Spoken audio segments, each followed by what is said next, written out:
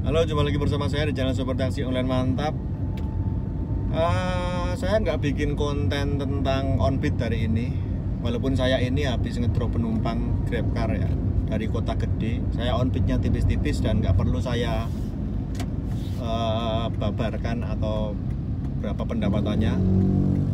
Saya masih membahas tentang Gojek aja kali ini, karena beberapa penumpang yang saya ambil tadi tuh mengalami kesulitan dapat driver. Ya karena apa? Ya karena kebijakan Gojek sendiri. Kesulitan mendapat drivernya karena banyak driver yang kena suspend, teman-teman. Kan di vlog-vlog yang saya bikin belum lama ini, bahkan ya mungkin ya berapa vlog-vlog sebelum ini, kalau driver kesuspend sampai 30 menit gara-gara ngelewatin orderan kayak gitu kan, akhirnya memang banyak driver yang kesuspend. Artinya driver yang online kan jadi sedikit, sedangkan penumpang kan selalu ada. Nah, kalau seperti itu akhirnya kan penumpang nggak bakal terambil, nggak bakal terangkut, guys.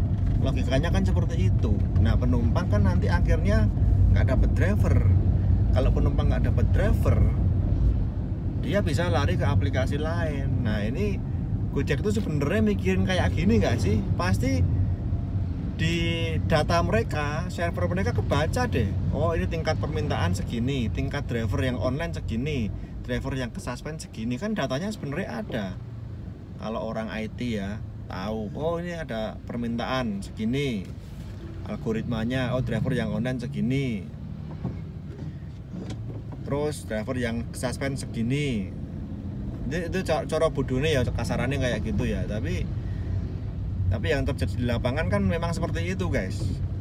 Jadi banyak permintaan karena tarifnya kecil-kecil, terus driver banyak yang sortir, akhirnya kan penumpang keleleran, keteteran, nggak dapat driver, guys. Nah, sebenarnya aplikasi bisa belajar kok dari situ. Karena suspendnya Gojek tuh aneh banget, nggak kayak suspendnya Grab. Kalau suspendnya Grab kan kita ngambilin satu, ngelos ke satu 30 menit misalnya ya. Terus habis 30 menit kita ngambil, terus ngelos lagi, nggak masalah kalau di Grab. Kalau Gojek tuh bisa suspend terus, kelamaan 30 menitnya. Jadi walaupun driver diiming-imingi dengan insentif yang ya dadek bengek bisa dicek sendiri di aplikasi kalian masing-masing, ya tapi ya tetap nggak bisa, guys. Sekarang tuh insentif berapapun tuh nggak menarik bagi driver. Yang menarik itu tarifnya dibenerin, ya. Artinya potongannya jangan kegedean. Pernah nggak penumpang bayarnya 18.000, driver dapatnya cuma 10.400? Pernah saya ngalami, guys. Jadi tarifnya tuh mahal di penumpang, tapi murah di driver. Nah, itu yang menjadi PR. Jadi kalau dimahalin, saya rasa juga enggak. Karena kasihan penumpang juga kalau dimahalin lagi nanti potongannya digedein lagi. Yang jelas tuh yang bener itu potongannya dipangkas lagi, guys. Potongannya tuh diminimalisir lagi, itu yang bener. Kayak gitu. Jangan naikin harga tuh sudah nggak masalah. Nah, jadi masalah kok penumpang bayar 18.000, driver cuma nerima 10.400. Saya ngalami, guys. Itu berapa sendiri potongannya coba? Berarti kan gedean potongan. Nah, penumpang kan merasa udah bayar mahal nih. Nah, driver kok nerimanya sedikit, nggak ada titik temu gitu loh. Jadi ini harus ditemukan dulu nih antara aplikator, penumpang, dan driver tuh kalau perlu tuh duduk bersama gitu loh, bahas kayak gini loh. Tarif penumpang dibayarkan segini, driver kok cuma nerima segini. Itu masalahnya di mana? Kayak gitu loh. Wahai para penumpang, para petinggi Gojek atau siapapun yang nonton. Jadi kalau sampean penumpang itu bayar, itu yang diterima driver tuh bukan segitu. Misalnya Anda bayarnya 20.000, driver tuh nerimanya cuma 11.000 barangkali malah. Jadi driver tuh nerimanya nggak 20.000 utuh, nerimanya 11 ribuan. Kira-kira seperti itu. Jadi tidak ada titik temu antara penumpang, driver, dan aplikator tuh nggak ada titik temu guys. Jadi seperti itu guys. Terus kebijakan suspend kayak gini tuh maksudnya apa coba? Sudah bener-bener kemarin-kemarin nggak usah ada suspend, karena driver bisa pilih sendiri. Lagian kan kalau driver Gojek nerapin suspend itu kan sebenarnya mereka melanggar aturannya sendiri. Di pasal berapa itu saya pernah baca, kalau mitra itu dibebaskan untuk memilih jenis layanan apapun, bisa nolak, bisa mengambil, ada kok aturannya itu teman-teman. Jadi mitra tuh berhak ya mau nerima atau menolak permintaan orderan istilahnya itu.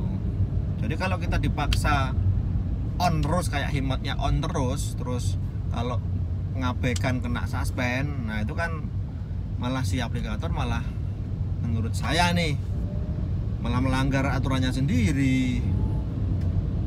Jadi gitu ya guys. Ayolah, enakan yang zaman dulu, kembalikan seperti semula aja sistemnya, nggak usah ada suspend, biar driver tuh bisa ngambil orderan yang sesuai dengan keinginannya gitu loh.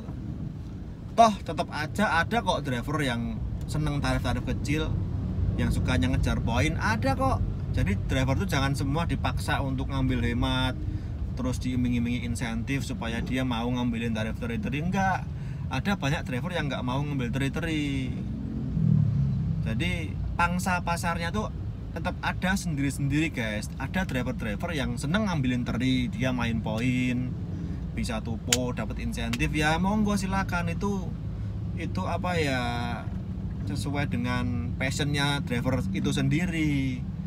Ada juga driver yang seneng argo-argo atau trip-trip panjang, ya monggo silakan. Semua itu ada porsinya sendiri-sendiri. Antar driver poin sama driver long trip itu jangan juga saling apa ya namanya, saling menjatuhkan, karena semua punya kebutuhan sendiri-sendiri. Ada driver yang seneng pendek-pendek karena cepat selesai, karena nggak perlu jauh-jauh sampai ke luar kota barangkali. Nah itu pertimbangannya driver yang suka tarif-tarif kecil. Terus driver-driver yang suka long trip ya memang karena dia lebih ke efisiensi bahan bakar. Karena kalau kita kebanyakan trip pendek kan kita stop and go ya, mobil itu gas rem, lampu merah macet, gas rem. Nah kan konsumsi BBM itu nggak efisien guys. Jadi BBM itu tetap efisiennya itu di yang long trip, jadi nggak stop and go. Jadi kerasa banget deh kalau kita ngambilin teri-teri 10 trip aja deh, itu BBM-nya kerasa banget loh teman-teman. Berkurangnya itu drastis loh. Karena apa? Karena mobil kita stop and go ya, ngambil, berhenti, rem, gas lagi, lampu merah, berhenti, gas, berhenti lagi, ngambil, lampu merah, berhenti, gas lagi, berhenti lagi. Kan stop and go itu pengaruh di konsumsi BBM. Secara teknis ada itu guys. Beda dengan kita misalnya jarak jauh luar kota, pasti lebih irit. Nah itu pertimbangannya secara teknis itu juga. Jadi ada nih real kayak gitu guys. Jadi kenapa banyak driver yang nggak senang tarif teri ya karena itu, karena stop and go kayak gitu kan bikin kendaraan BBM-nya lebih boros daripada yang long trip. Nah jadi menurut saya Jack mendingan apa ya, mendingan hematnya itu kalau memang hemat itu harus ada ya, paling enggak hematnya tuh bisa dimatikan lah, bisa dimatikan biar driver itu bisa milih dia mau tarif berapa aja, mau main hemat silahkan. Kalau dia ngejar insentif bisa dimatikan. Terus kalau kedua nggak usah ada suspend. Suspend itu juga merugikan, suspend itu juga nggak merugikan mitra loh, tapi aplikator sendiri dan penumpang, dua yang dirugikan tuh. Kalau driver kena suspend, itu dia bisa lari ke aplikasi lain ya. Tapi kalau banyak driver yang kena suspend, kan akhirnya penumpang nggak terangkut. Dan aplikator juga rugi, ada banyak permintaan, ada banyak orderan, tapi drivernya ke suspend. Sebesar apapun aplikator membuka pendaftaran baru, tapi kalau sistemnya kayak gini ya nggak bakal bertahan lama guys, nggak sehat. Perusahaannya itu nggak sehat gitu loh. Banyak karyawan yang keluar masuk itu menandakan nggak sehat guys. Ini banyak driver direkrut, tapi aturannya kayak gini, drivernya pada nggak betah karena pada kesuspend, rekrut driver baru lagi. Ya seperti ini tuh, seperti apa ya, nanti lama-kelamaan juga driver-driver baru juga ngerasain kok. Sistemnya kayak gini tuh bener-bener menyengsarakan ya. Saran saya ya, siapapun yang mendengar, syukur-syukur ada para petinggi Gojek ya. Kita sama-sama cari makan ya. Kamu cari makan sebagai karyawan Gojek, kita sebagai mitra juga cari makan di jalanan. Sama-sama enak lah. Ini buat para petinggi. Jangan sok apa ya. Kan kemarin ada yang ngatain ya, kalau kamu nggak senang di Gojek mending keluar aja. Ya nggak gitu juga bos. Kita tuh masih setia dengan aplikasi karya anak bangsa, tapi aturannya jangan gitu juga dong. Jangan bener-bener ngerugiin driver. Ini aturannya udah nggak sehat, udah bener-bener ngerugiin driver. Jadi gitu loh masalahnya tuh. Kalau driver nggak dirugikan nggak masalah sebenarnya. Kita fine-fine aja ngejalanin driver gokar kayak gini. Tapi ada beberapa poin-poin yang kita driver dirugikan.